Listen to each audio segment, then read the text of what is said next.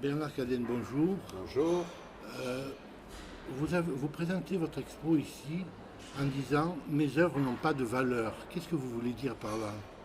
Non, un tableau n'a pas de valeur. Ce qui a de la valeur, c'est le regard des gens, c'est l'intérêt que les gens portent sur un tableau.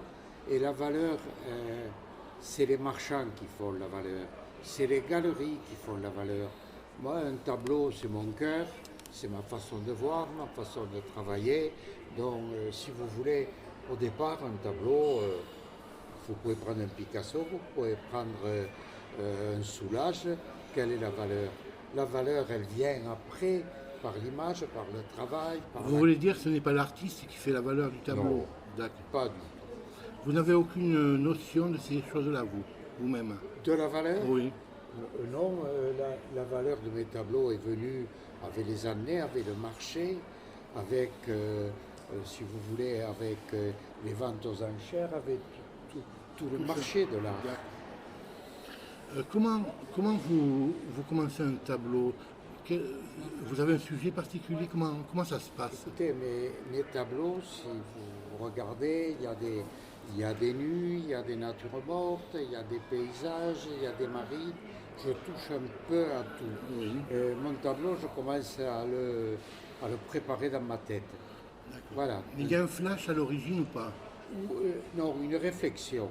Ah, c'est... De dire, tiens, tu vas travailler sur un tableau, des souvenirs de vacances, des croquis. Je fais beaucoup de croquis, beaucoup de dessins.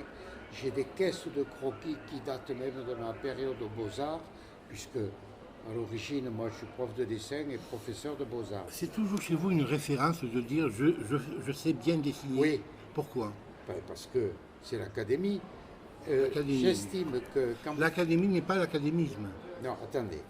Je prends l'exemple de la musique, je suis un passionné de jazz. Un bon musicien de jazz, un type qui improvise, qui a des idées, s'il n'a pas fait de l'harmonie, s'il n'a pas fait du solfège, s'il n'a pas appris les bases de la musique dans un conservatoire ou autre, il arrive à un moment, il ne peut pas aller plus loin. Un artiste peintre, c'est pareil.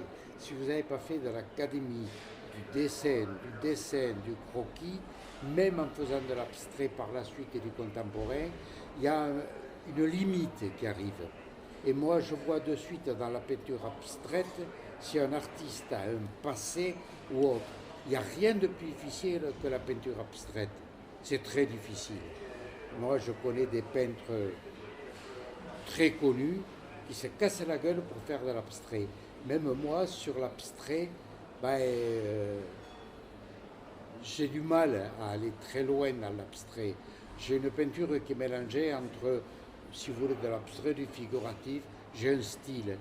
Mais l'abstrait de qualité est très difficile. Et vous avez des peintres, des gens qui font de la barbouille et qui appellent ça, c'est abstrait, c'est magnifique. C'est souvent de la merde.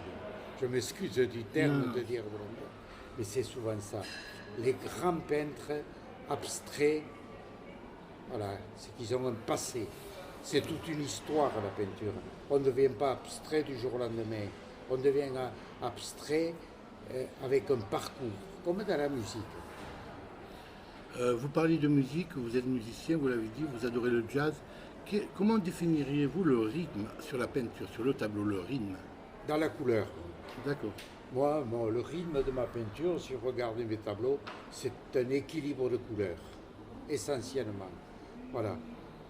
Donc mon rythme, c'est mes taches de couleurs, mes harmonies, les vibrations que j'amène.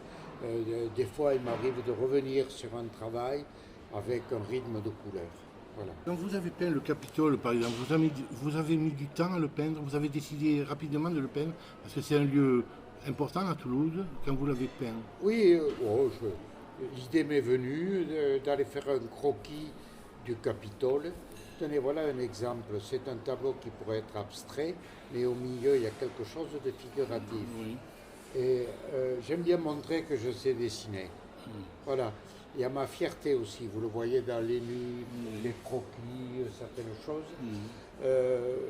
J'en ai besoin. Donc j'ai fait la place du Capitole, j'ai fait l'église de Saint-Cernin. Bon, c'est assez récent. et c'est mélangé avec de l'abstrait. Est-ce que vous êtes un peintre gestuel? Du geste? Du Ah geste? oui, Oui. ben, vous l'avez là, tenez. Oui. Vous voyez qu'il n'y a pas de gestes. Vous-même, vous avez conscience que... Non, Non? c'est pas de conscience c'est ce que je fais. D'accord. Non, non. Mais je m'aperçois qu'il y a des grands mouvements. Là, par exemple, le tableau que vous avez derrière vous, le premier plan, ce n'est que du gestuel. Oui.